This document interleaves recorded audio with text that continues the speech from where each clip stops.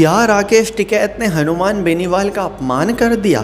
क्या राकेश टिकैत ने राजस्थान का अपमान कर दिया?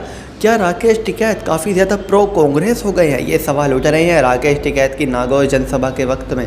जब राकेश टिकैत इस आंदोलन की जिम्मेदारी उठाए हुए इसको इतना लंबा खींच के लाए हैं, तो जो लोग राकेश टिकैत को आगे बढ़ते नहीं देखना चाहते वो इसमें नया एंगल घुसेड़ रहे हैं, और वो है हनुमान बेनीवाल का कि राकेश टिकैत ने हनुमान बेनीवाल को नहीं बुलाया। जबकि राकेश टिकैत के पिछले 95 दिन के आंदोलन की हिस्ट्री निकाल लीजिए, ये अपने आप में बताता है कि राकेश टिकैत ने आज तक किसी नेता को बुलाया ही नहीं। जो आया है अपनी मर्जी से आया है, जो भी अपनी मर्जी से आया है उसका राकेश टिकैत ने स्वागत किया है, लेकिन मंच पे बोलने का मौका नहीं दिया। लेकिन इसके बावजूद इस तरह की बातें करी जा रही है, और कहीं ना कहीं ये उन लोगों का काम है जो ये चाहते हैं कि आंदोलन कमज़ोर पड़ के फिर इस पर चोट मारी जाए और आंदोलन ख़त्म हो जाए। लेकिन वो भी राकेश टिकैत हैं। ये जो लोग हैं जो ये सोच रहे हैं कि इस तरह से आंदोलन कमज़ोर हो जाएगा, उन्हें ये नहीं पता राकेश टिकैत हमेशा 2 कदम आगे का सोचते हैं, बुरे से बुरे हालात की तरकीब पहले ही निकाल के रखते हैं।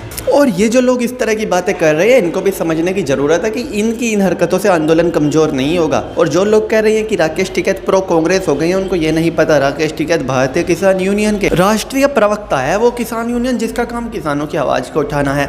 अब अगर केंद्र में भाजपा की सरकार है तो भाजपा सरकार के खिलाफ ही तो आवाज़ उठे कि इसमें प्रो कांग्रेस वाला एंगल कहाँ से आ गया। भारतीय किसान यूनियन एक ऐसा अराजनैतिक संगठन है जो कभी नहीं देखता किसकी सरकार है, चाहे प्रदेश में बसपा सरकार हो, चाहे प्रदेश में सपा सरकार हो, चाहे प्रदेश में भाजपा सरकार हो, चाहे प्रदेश में आने वाले वक्त में कांग्रेस की सरकार ही क्यों ना आ जाए। ये उत्तर प्रदेश के गन्ना किसानों के मुद्दे उठाते हैं, हर सरकार के खिलाफ आंदोलन करते हैं, और इनके आंदोलन चलते ही रहते हैं। लेकिन कभी कोई उत्तर प्रदेश में लोग इनको जानते हैं कि इनके जो संगठन है उसका काम ही आंदोलन करना है किसानों के लिए, इसीलिए कभी भी इनको राजनीतिक या अराजनीतिक रूप से किसी दल का समर्थन करने वाला नहीं बताते। और जब कांग्रेस के खिलाफ इनके आंदोलन होते थे, जब कांग्रेस की सरकार थे, तो बीजेपी के तो बड़े बड़े नेता आकर इनके आंदोलन का समर्थन करते थे।